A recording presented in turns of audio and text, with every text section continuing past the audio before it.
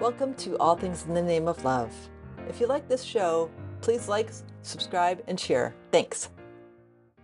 Probably is a good idea doing a podcast, you know? Yeah. Clearly, we've already started talking. Welcome to another episode of All Things in the Name of Love. And today I have with me Chris Newberry, who's the creator and founder of Tai Nuare. Did I say that right? Tai Nuare. Okay. Tai Nuare. The Conscious Island Community, a vibrant community founded by devoted followers of Dr. Joe Dispenza's transformational wisdom. Chris passionately shares a commitment to heart coherence, elevated consciousness, and daily spiritual practices provided within the community he's building for students of transformation in Panama. A successful entrepreneur in his life, Chris is passionate about creating community for spiritual seekers. And the reason I paused and we were laughing is because he was about to tell me this awesome story. And I'm like, oh my gosh, I haven't pressed record yet. So thank you, Chris.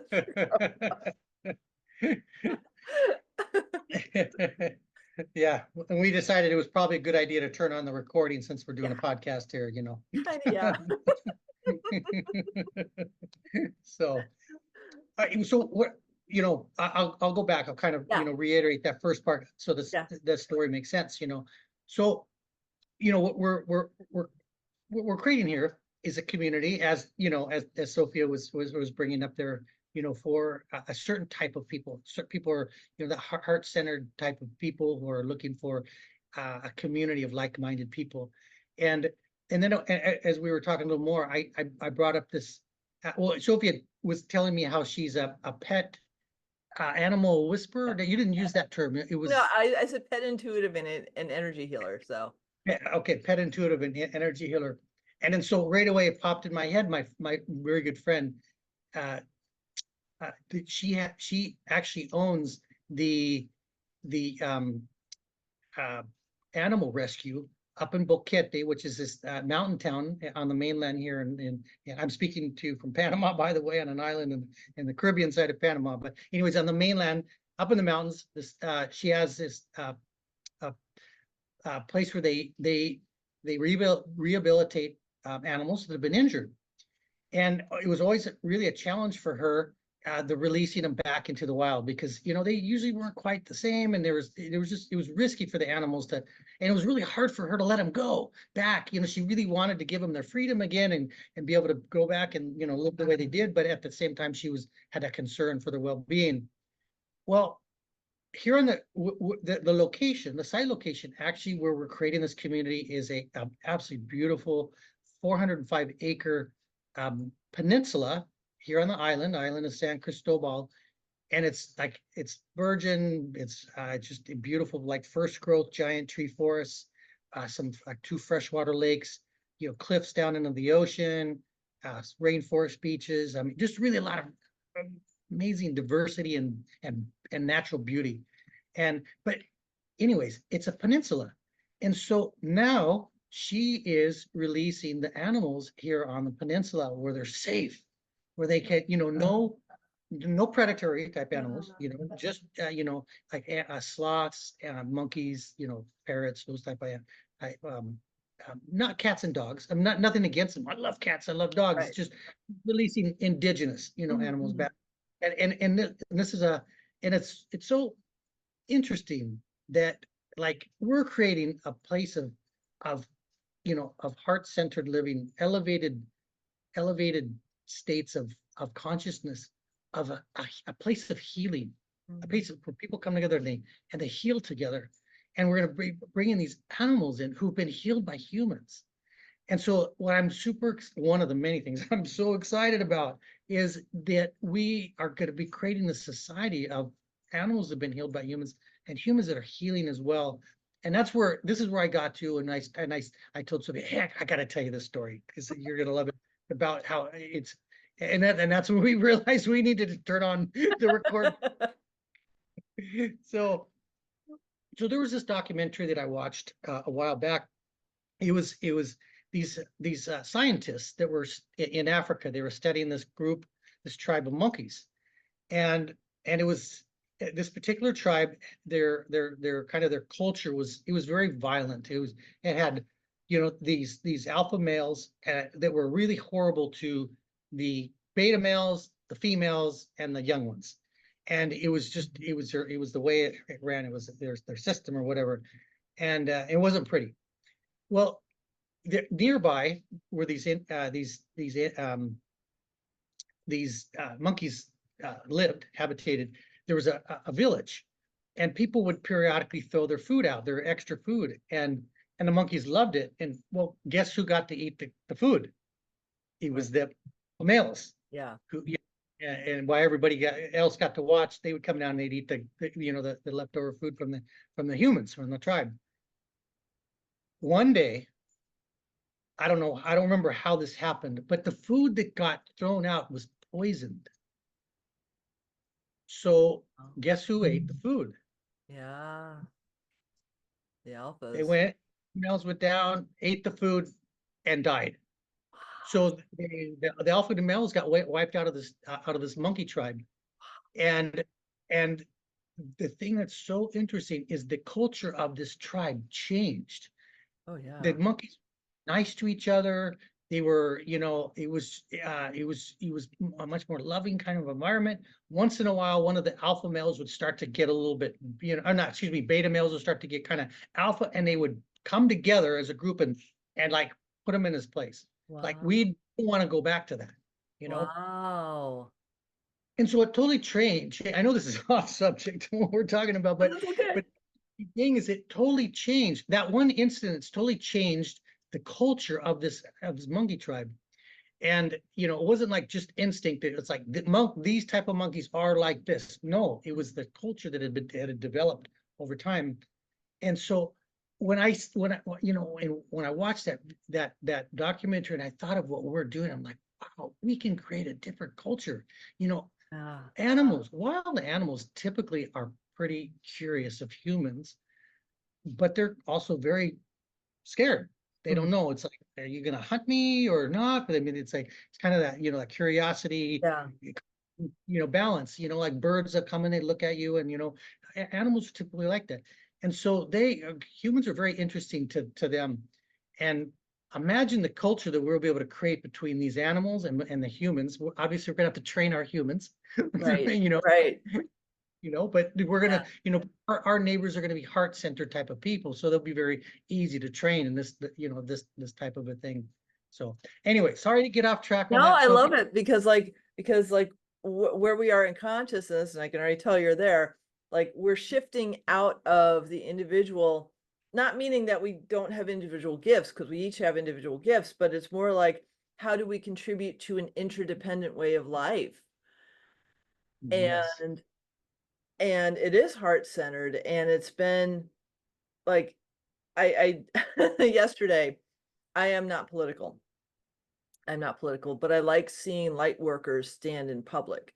And I think Robert Kennedy Jr. is a light worker.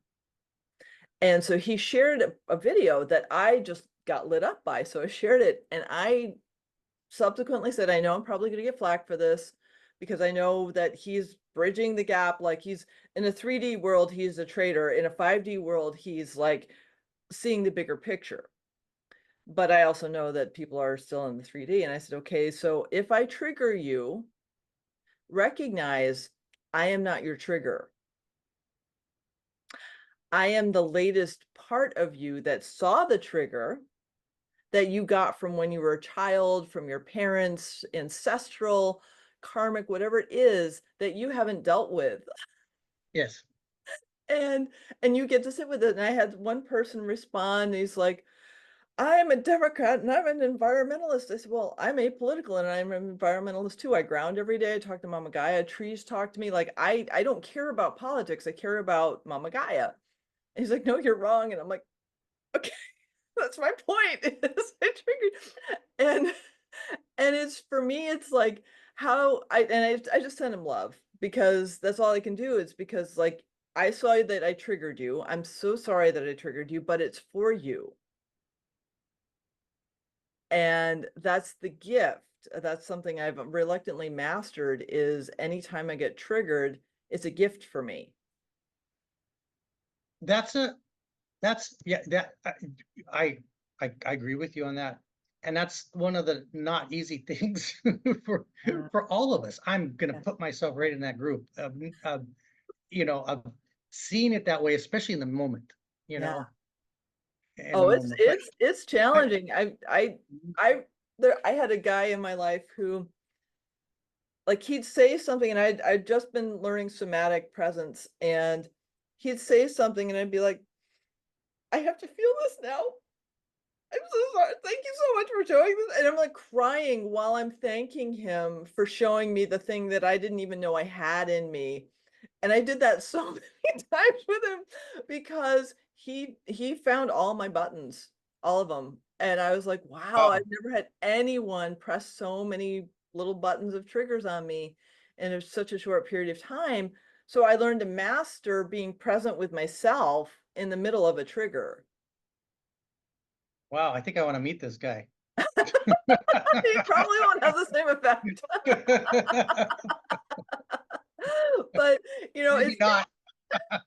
no, maybe not, maybe not. But, like, it's that whole level of, like, how do we get to stand in our sovereignty more and not spew our trauma on anyone else? Yes, yes. Yeah, that's that that requires a lot of waking up, a lot of, you know, becoming self-aware or aware of our patterns, Right. of our behaviors, you Yeah. know, and yeah, that's It's a it's a practice. really a big part in, in our next stages of our growth, Mhm. especially like as a species almost, Yeah. of learning to. I think that we've been pretty reactionary. I don't know if I'm saying that right, but Yeah, you are. you know, Yeah. So, but I want to honor you for like this vision that you have to bring to like have a community where people can actually navigate all this together. Like what is the inspiration for that? so my spiritual journey, if I guess that's probably a good way to define it. Hmm. It really started when I was in high school. I was in 11th grade, and um, had a teacher that I really liked, my psychology teacher. Anyways, we came into school on a Monday morning, and it was, everybody's, oh, this very well liked, very sweet girl had been in a car accident over the weekend, and she was in life or death. They didn't know if she was going to survive. Yeah. And so when I got into his class, the psychology teacher, I got in his class, he said, hey, everybody, today's class is going to be, everybody's going to sit in their chair, close your eyes, and you're going to visualize her. I don't remember her name right now, but visualize her being happy, healthy, and back in school with you. Oh wow. And we're like, okay, fine. So we all did it. We all shut our Oh, eyes and visualized her, back in school, happy, healthy. Anyways, Tuesday morning, next day, come back to school. She's made a miraculous recovery. Not only is she mhm. not gonna not like gonna live and not liver dice, Yeah. she's gonna be back in school the next day or two. Wow. And I knew it was like there was something in me that knew that it was us. It was a kid, us Yeah. I just knew it. Hmm. And so that you could say in some ways opened my eyes somewhat to, to other things outside of just, normal 3D stuff. Fast forward 21 years old, or actually 20 years old, we trained for a year. I trained for a year with a group of alpiners to climb this giant mountain in Alaska called Mount Denali or Mount McKinley. Yep. Yep. And so we trained for like a year. I was at 21 when we actually went there, and we flew into the glacier on this plane with skis, and we get out on the glacier, and anyways, we start climbing this mountain. And I think it took us like 10 or 12 days. We were up pretty close to the summit. Wow. And we had been, I'd pushed my body like way farther than I thought it was capable of. I'd managing fear, because there's a lot of really, life and death situations. There was multiple deaths. I think there was like 4 deaths while we're on the, accidents while we're on the actually on the mountain. Wow. Some of we got climbers we'd even met, not in our group, fortunately. But so it was just like, we get up to like close to summit camp, and we'd gone through this really dangerous park on this ridge that we had to traverse. And I found a spot where I could sit down, and I sat down, and it's like a whole ice mountain, just there was these little outcropping of rocks. Actually, there's like rocks. Wow, there's a rock you can touch it instead of ice and snow, like the whole thing. But anyways, so I'm able to sit down. And when I sat down, for what I'm going to tell you in a minute, I think that there was no resistance left in my body. I'd pushed it so far. I was so exhausted, oxygen deprived, faced fear within myself to a level that I'd never had before. And there was no resistance. And like this light beam comes into like from somewhere, it comes in through my body, about, I'm like this big, almost the size of my torso, and into the mountain. And as I'm sitting there and I'm having this experience, I mean, the physical feeling was incredible. It was like being a pure electricity or something like that. But I was sitting there like, wow, somebody could ask me any question, anything, and I would have the answer to it. Like, there's no barrier between me and all information that exists. And I'm like, wow, Anyways, I have the experience. It ends. We end up submarine to the mountain. We come down, fly back to California, which is where I lived at the time. I worked in this very, very intense, very what's the word? Competitive commercial real estate company. And I just couldn't do it. I went in, told my manager, say, hey, look, I'm sorry, I can't do it. And we invested all this money in you, and you're in so great, and blah, blah, blah. And I'm like, I couldn't do it. And so I quit.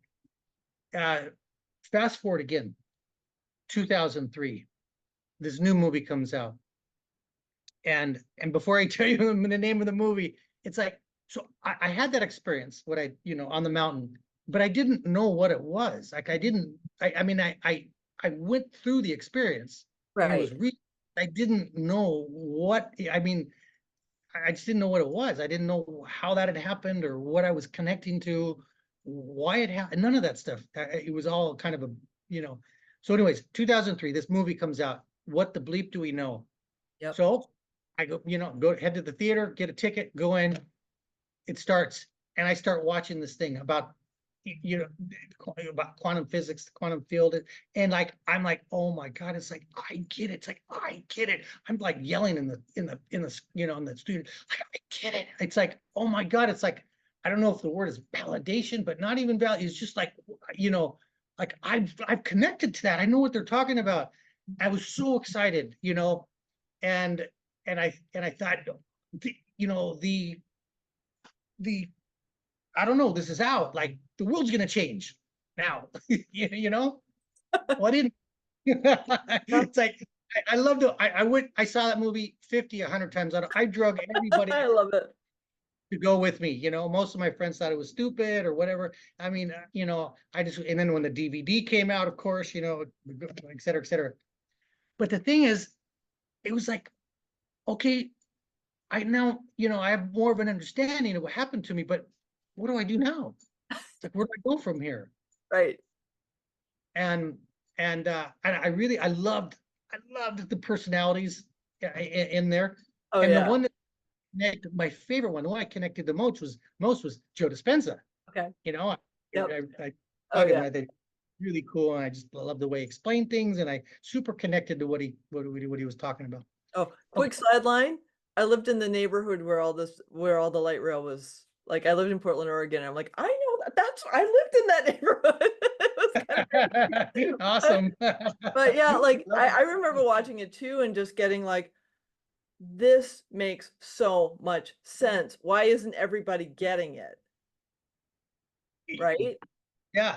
But did you kind of have that feeling? It's like, oh, now things are going to change, or like it's Yeah, I did. I totally like, did. Mind is exploding, and I'm like, I get it. I see it. I know it. I like the deep heart resonance, and I'm like, don't you get? And it's like I was speaking a foreign language. It's only gotten worse. So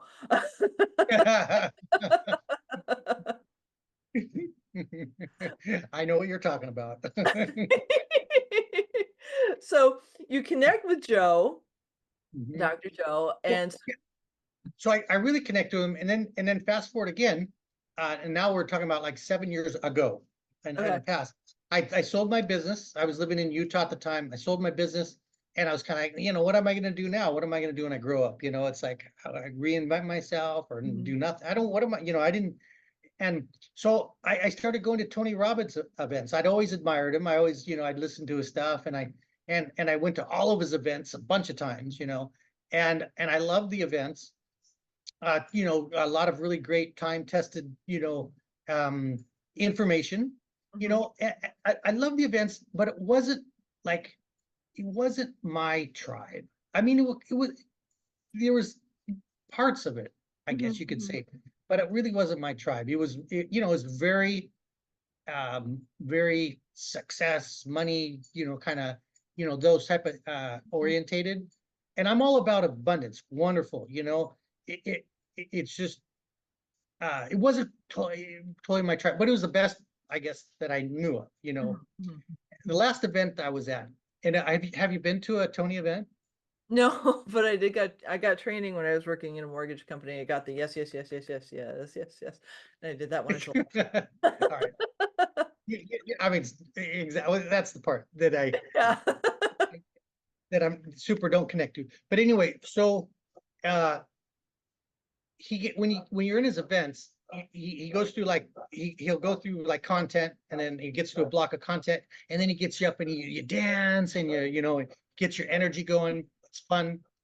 And then and so in one of those, kind of dance sessions, you could call it. The guy next to me who I kind of made friends with, I'm like, yeah, isn't Tony amazing? And he's like, yeah, Tony's freaking amazing. He goes, but Joe Dispenza's events are even better. And I just stopped in my tracks, and I was like, Joe Dispenza does events? Are you serious? He's like, yeah, he does. That's so cool. I had no idea. I had no Right, right, idea that right. Joe had. I don't think it. I don't think I'd heard anything about him since I'd watched What the Bleep Do We Know. But I knew exactly who he was because I Right, freaking, right. what the bleep do we know? So anyway, so I was living here in Panama at the time, and I I was planning on I had a piece of property on the end of this beautiful peninsula. It was like 28 acres. It's where I live right now, Okay. house over the water. And my idea was to build like a boutique overwater bungalow resort. That was what I was thinking about.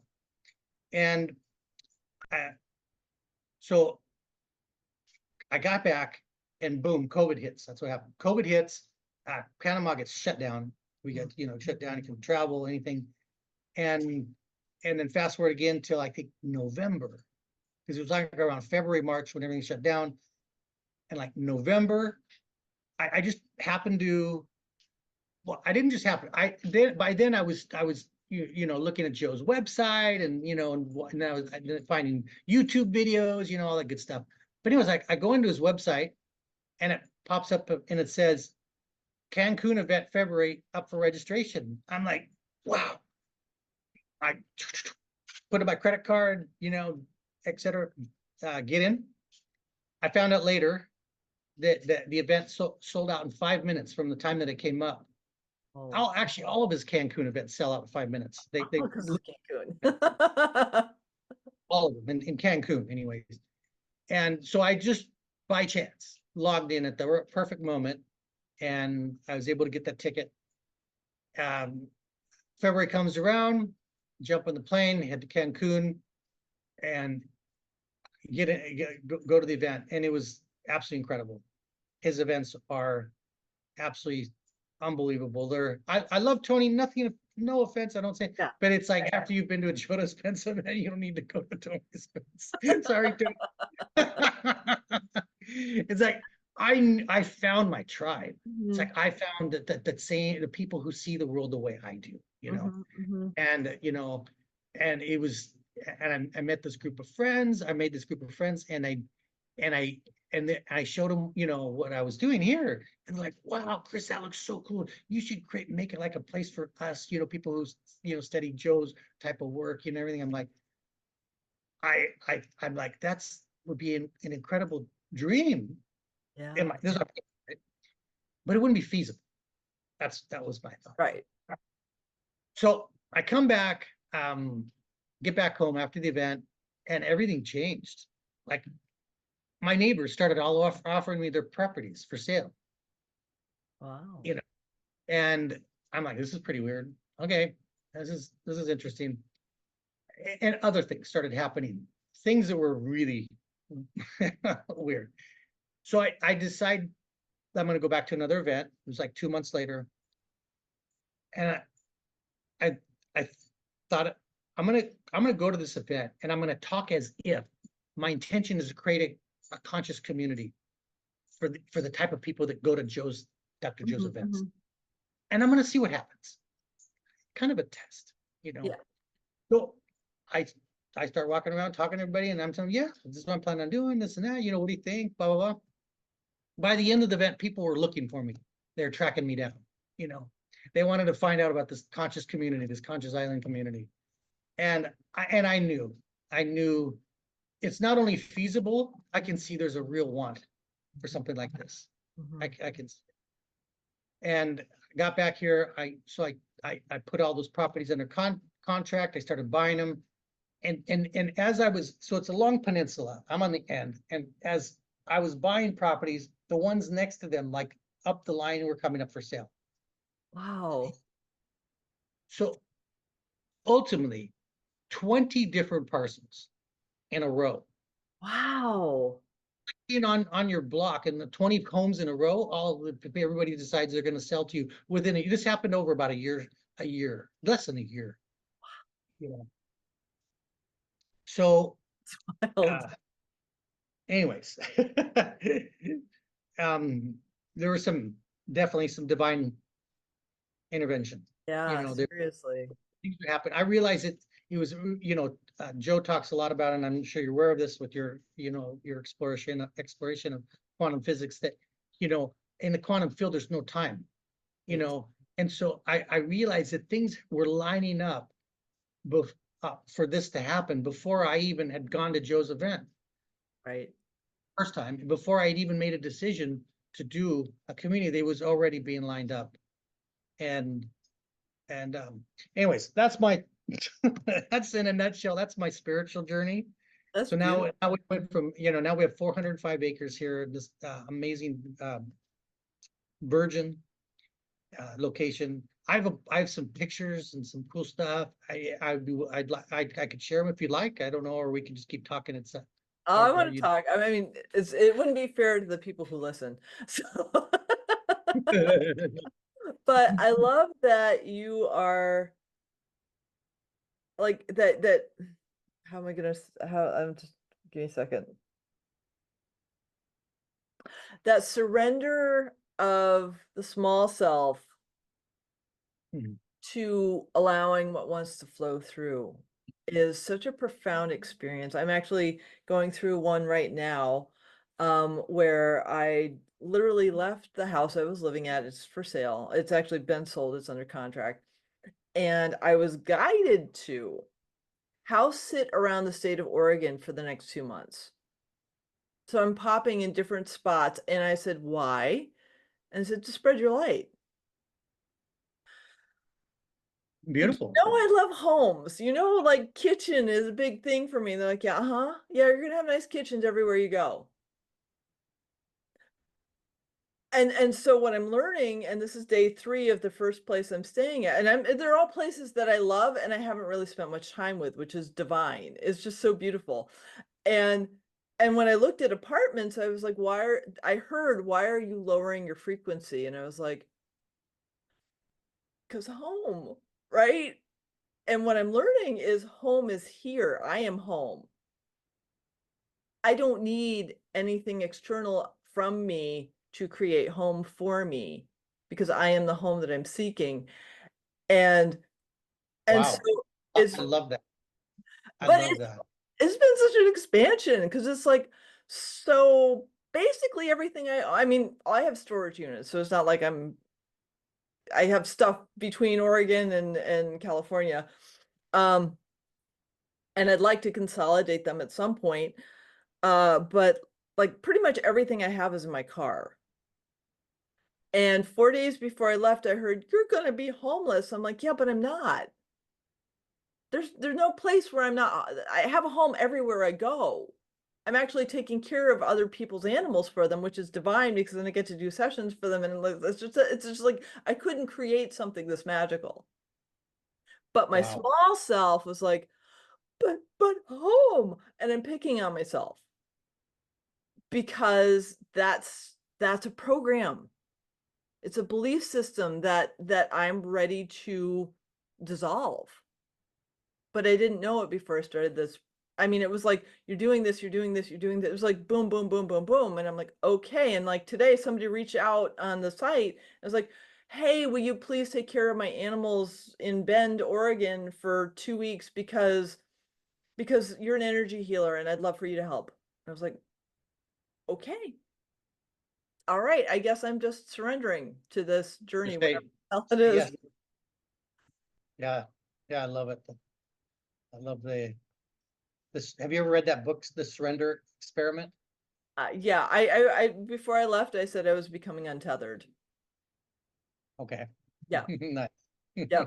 Like I'm becoming an untethered soul, and I read both his the book of like how he did it and then his actual journey. And the journey was more fascinating for me than the practices that he did because it was like it's like I'm actually doing what he did, like oh, I guess I'm surrendering more. I guess I'm surrendering more. I don't know what my next step is, and I'm told I'm okay. So I'm just doing the next step. And it's simultaneously scary and reassuring.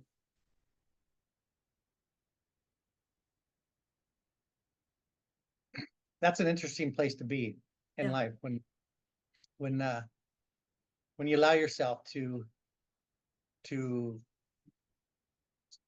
surrender and go, you know, and in the beginning I think it's much more uncomfortable. And not that it ever gets fully comfortable, it just becomes more uh it's Yeah, it's what I've noticed is it's just in 2020 I was guided to tune in to see what this decade was going to be. First thing of 2020 that I drew was me standing at the edge of a cliff and jumping. And each time the cliff got bigger and each time the landing got softer.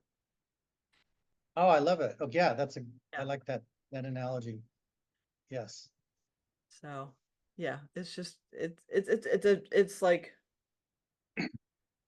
and each time it's like you're gonna trust more, right? You're gonna trust more, and the intuition gets deeper and deeper because I'm surrendering more and more.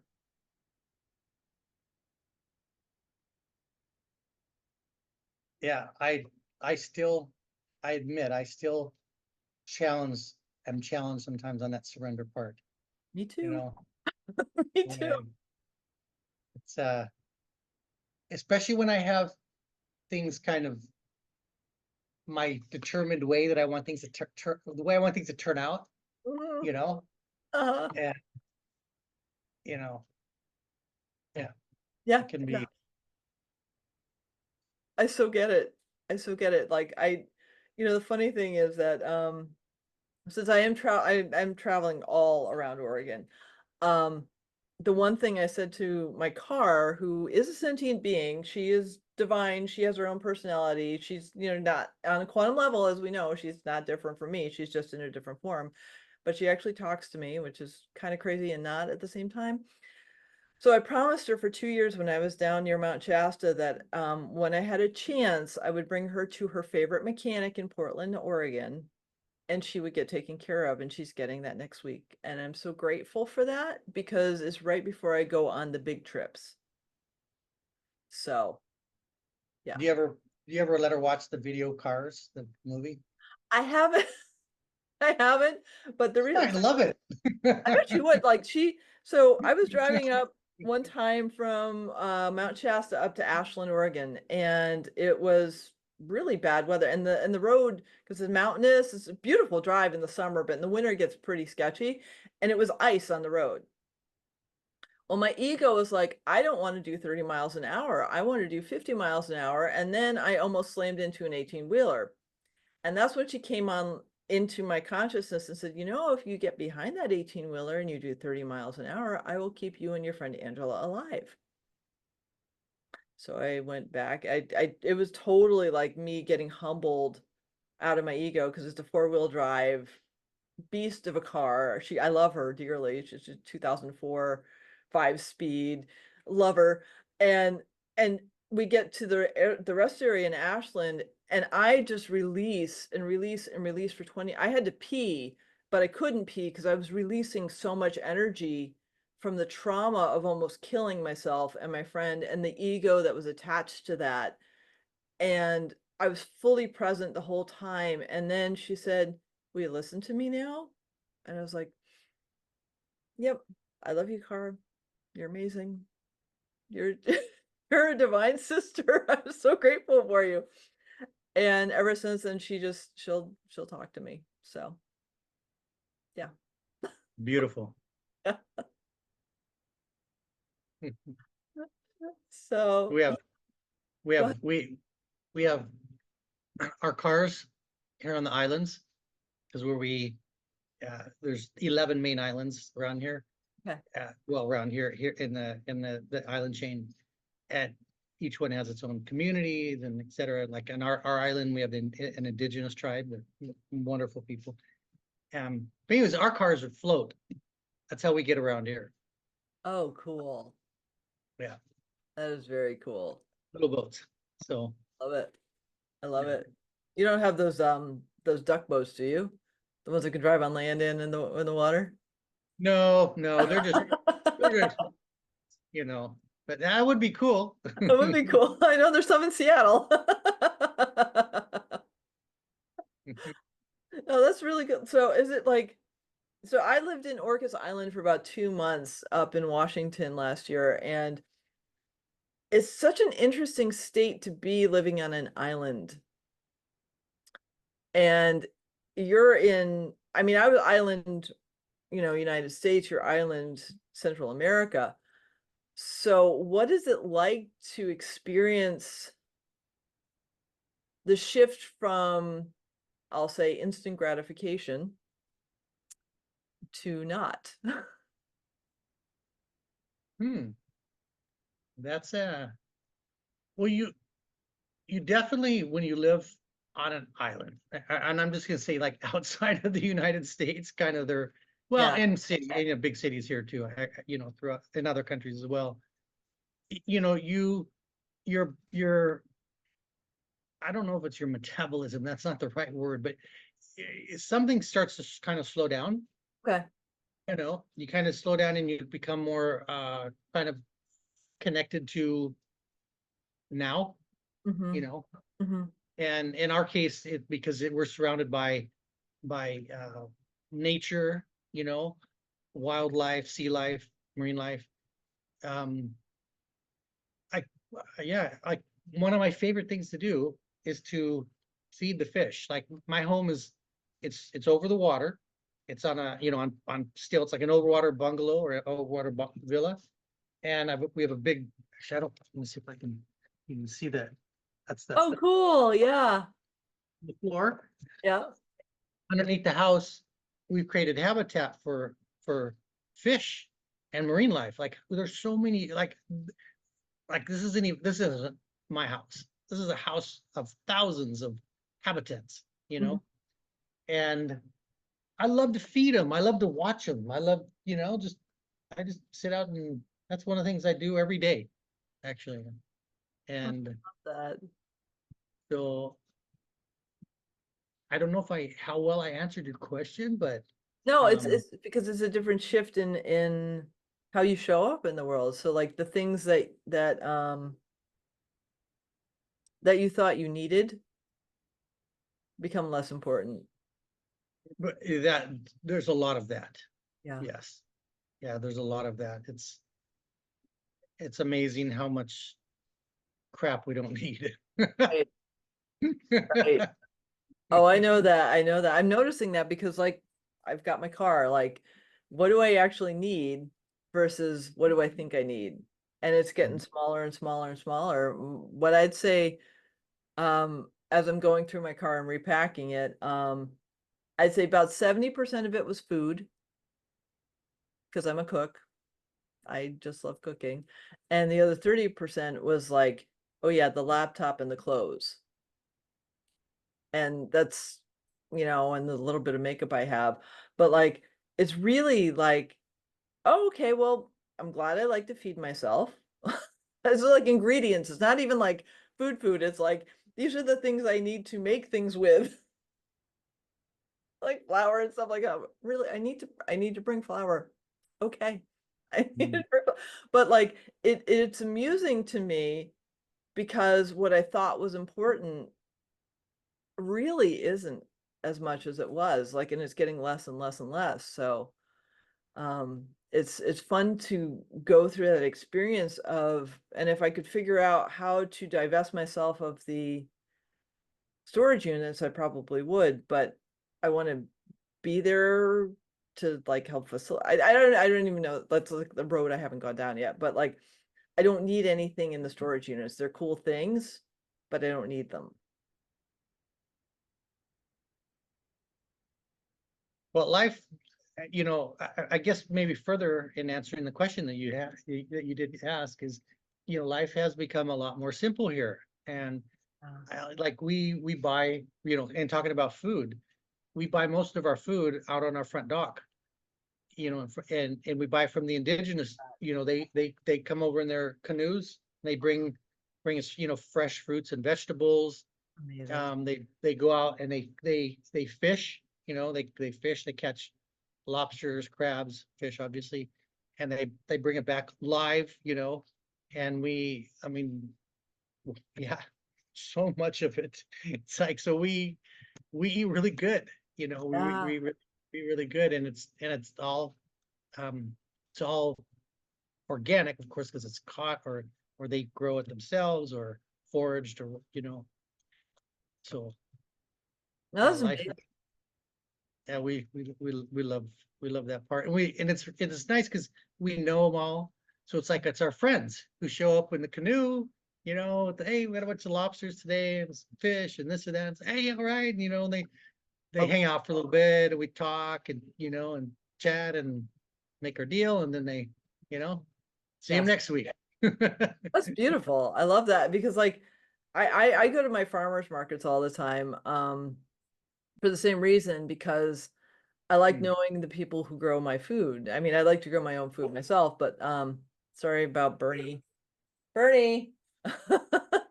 Um, there's something really like deep about having that connection, um, and having the local sources to really nourish you. And I don't know, it just feels, I've been able to pretty much feed myself exclusively from the farmers market since it opened in May.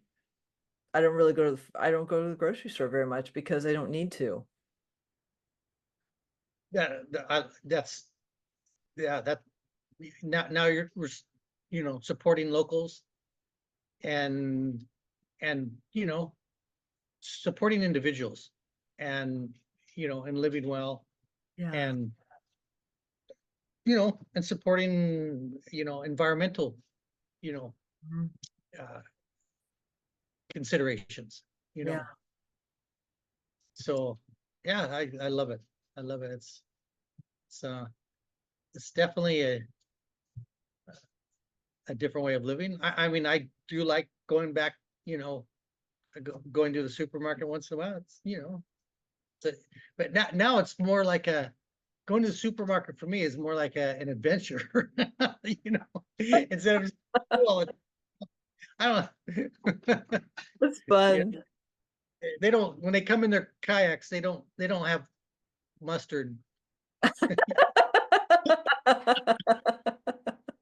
Funny thing about that is that I don't think they grow mustard seeds in Central America very much. So I mean, so there's, there's Tabasco sauce. I love my Yeah. Tabasco sauce. I mean, there's stuff that we get. Yeah. We can't buy on the Right. front of the house. But yeah, yeah, love it. Well, tell me how is the expansion coming for this beautiful vision? Like, how is it holding? I'm not sure if I So fully like, understand. so like, you know what you're doing. Mhm. How is it developing? So we're right now we're in the planning stages. Okay. We I told you that we within a year we assembled basically 20 parcels. Yeah. Well, it was like magic. And then after the magic, the the work, you know, titling the properties, titling here is not like titling in the United States. It's a whole different thing. It was really quite a bit of working with just 3 different governmental agencies, Okay. getting to know the players in these in these agencies, which was really great because that's will help us throughout the entire process. Mhm. So we spent quite a bit of time getting everything titled, getting everything, situated Mhm. legally from that standpoint. Now we're in the phase of planning, planning what is it we're gonna do.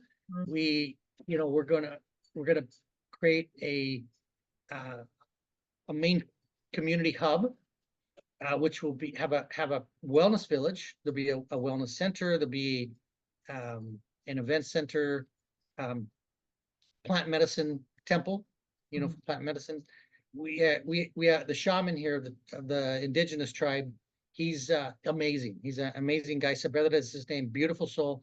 He knows how to use so many plants here in the rainforest. It's like we have a pharmacy here in this rainforest. It's incredible, And he's like the pharmacist. You go there. You have your prescription, but instead of going back, back and look through the pills and all this, he goes back into the rainforest. He gets what you need and he brings it back. He prepares it, and it's Wow. incredible. Like he knows how to cure, not cure, excuse me, like anything from like diabetes to high blood pressure to your woman who wants to get pregnant and can't. I mean, really a wide range of different things that he's skilled in. That, um, so so he'll have his location there in the wellness village where he'll also be prescribing his medicinal plants that grow here, right Yeah. here in the cacao, for example, is one. We have native cacao that grows here right up from behind my house up here. Amazing. Yeah, not the stuff that's been crossbred and this and that that's commercial. This is the Right. stuff that was here. Christopher Columbus arrived. The real. Yeah. So we'll have a pool up on top of basically the wellness village and the main community center is elevated up on these cliffs overlooking the beautiful waters here in the Caribbean. Um, but it's also like very, very like giant trees, and it's really something special. We'll also have like a common workspace area where people can come and work together, a community kitchen, a restaurant, you know, organic wine and juice bar. And so these are, basically the things that are going to be the main community center. Okay. And then by the way, there'll also be canopy walks elevated through the canopy. Oh, And cool. yeah, and that's where we're gonna, we're releasing the healed animals back onto here. And we're by the way, about that, we're applying now to do an animal rescue here on location. And my friend Dorothy, who has the one in Boquete, she's gonna run it. So we'll be healing the animals here on location. So I'm sure I'll be seeing you around. Oh, and yeah. and then from there we're going to be, there'll be a marina, yes, because people that live here are going to have boats, and they're going to have, that'll be their parking for the boats. And then there'll be a community of homes, and we're going to create canopy homes that are elevated up in the canopy, overwater villa homes like my home, and then land homes for people who like solid land. So we'll have, basically three types, the land over water and canopy homes. And then we'll also, there'll be a hospitality aspect to it, so people could come and visit. Most of the people who want to have homes here want to live here part-time. They still want to have their place in the States or Canada or in Europe, and then come here for extended periods of time. And so when they're not here, they'll be able to put their homes into the rental pool of the hospitality, and they'll be able to have an income from that as well. So that's in a nutshell. You could say what we're doing. And the reason why we're doing it is because, so if you go to these events, what happens typically is you're given information, lots of information, and you're moved through processes. I'm going to give you an example. Joe Dispenza's event. He gives you, he talks, he gives you information. Then he moves you through processes, these different meditation processes, kaleidoscope processes, these healing group processes. And then he's also, he's prompting you to become more self-aware, more aware of your patterns and your behavior. And he does that mostly by joking. That particular thing, he'll joke like, oh yeah, you're out at lunch during the at lunchtime, and then you're talking with all your new friends, and you realize you're the only one at the table complaining, and then he laughs like it's a joke, but it's not a joke. It's very, very, very specifically targeted for people to start to think about how their behaviors are. That's just one, many different things. So people are, and then there's the support system of people who are vibrated at very high frequencies. His staff, they're amazing people. His staff is amazing. And so, after 3, 4, 5 days of being in this environment, people start to get in these extremely elevated states of consciousness. Their hearts just wide open. They're becoming super connected to the other people that they're having this experience with. And then they start to change, and they start to heal. And miracles happen. They're not really miracles. It's actually science, but it looks like miracles happening in these events. And it's so. Then what happens? The event ends. Get in a taxi, go to the airport, jump the plane, get home, and now they're back in the old environment, the old patterns, the old relationships, situations, and they start to pull on that new programming because the brain's been rewiring in this new environment. There's new wiring which is creating the change, which is creating the. But then you have that old wiring. It's it's like this tug of war. And then depending on how much you continue to do the work, the meditations, the different, connecting with other people who are involved in it with the same, mindset and heart-centered, type of being, depends on how long you can or how much that change is going to be permanent. So the idea, what we're doing here is at a place where people can come and by the very nature and the structure of the community and the things that are going on, the group meditations, the group content discussions, the wellness, like also being we're gonna, our plan is to be the next blue zone for those of you out there who know about blue zones, and I can get in that a little more later too. But having all of these things that support heart-centeredness, that support elevated, consciousness. Or living a very conscious way, and doing it in extended periods of time, where that brain rewiring becomes more permanent.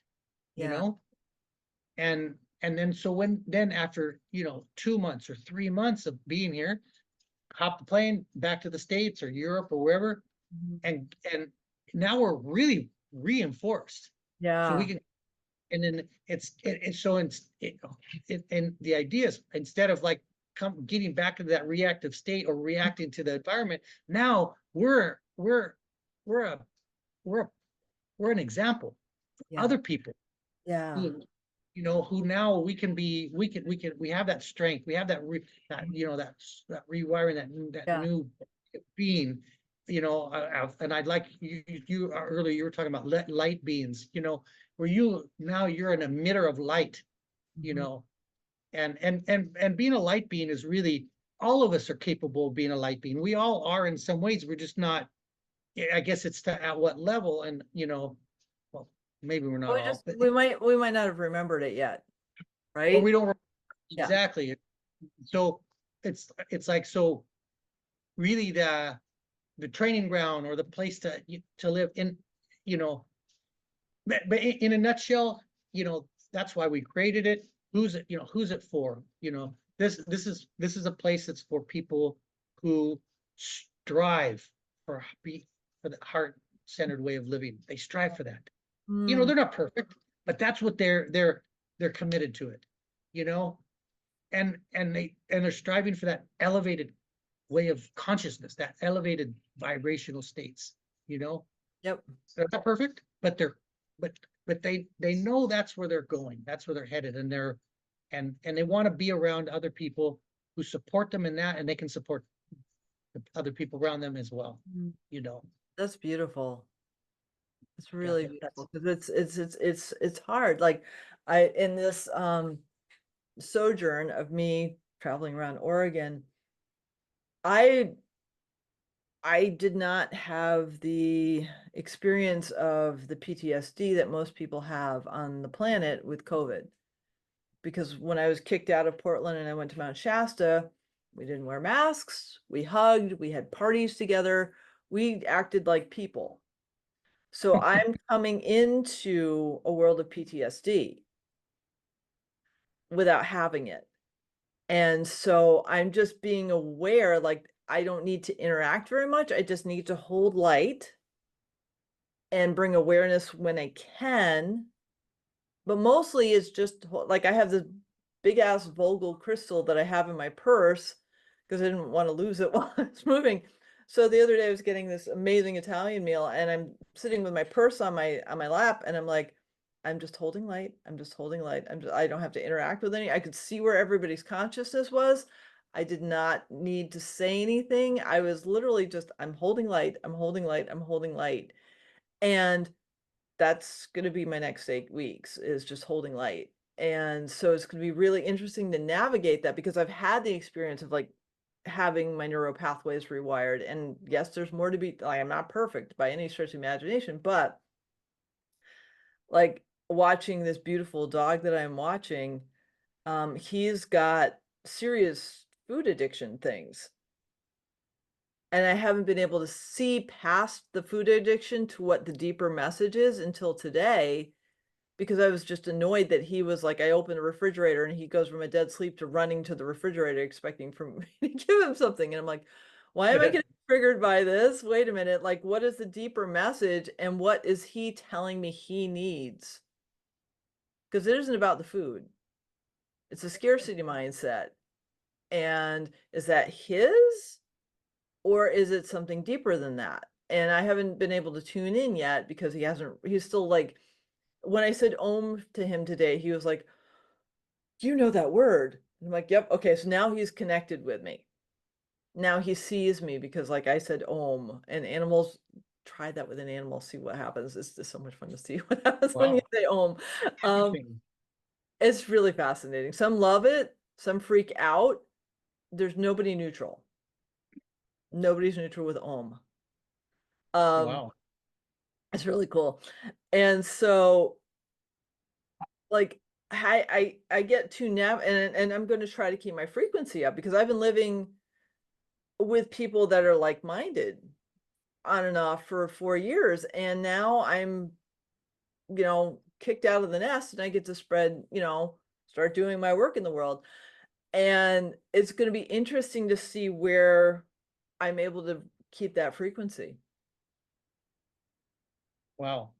It's interesting how when you said you were, it was Mount Shasta, right? Where Yep. you were during, Yep. and not wearing masks or anything.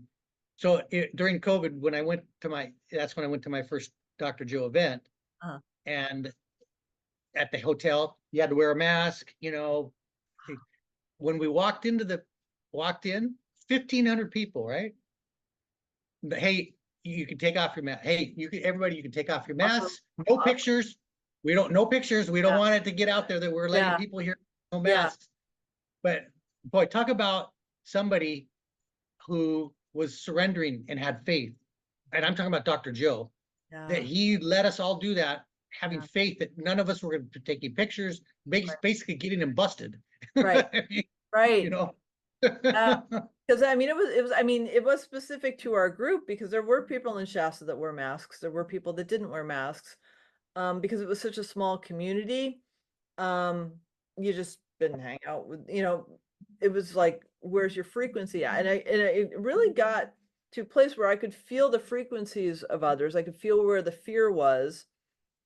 I don't judge anyone because it's like, that's that's your subconscious showing up for you.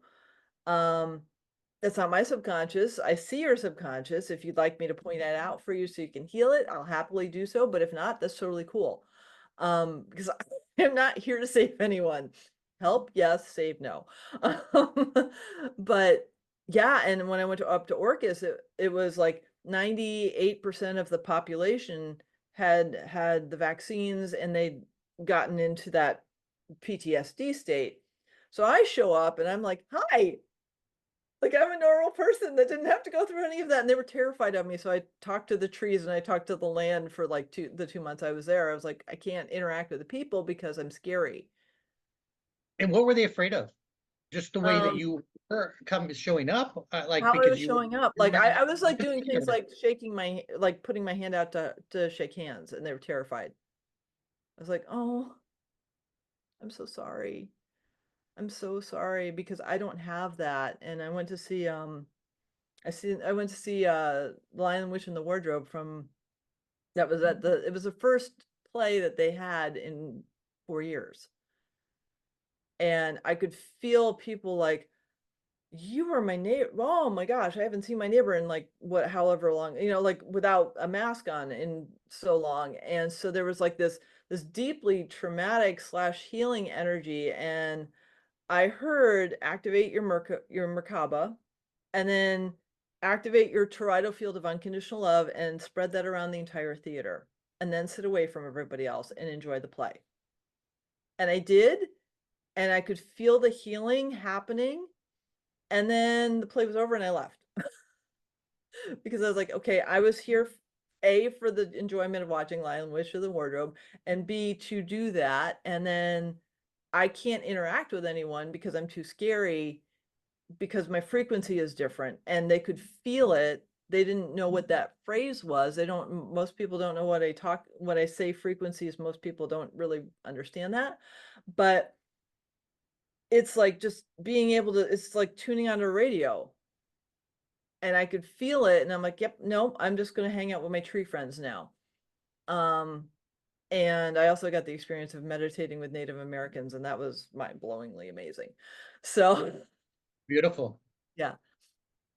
But yeah, it is fascinating to feel that state where you're connecting with other people that are in that same level of awareness. And I love that you're creating that for others. It's Well, really important.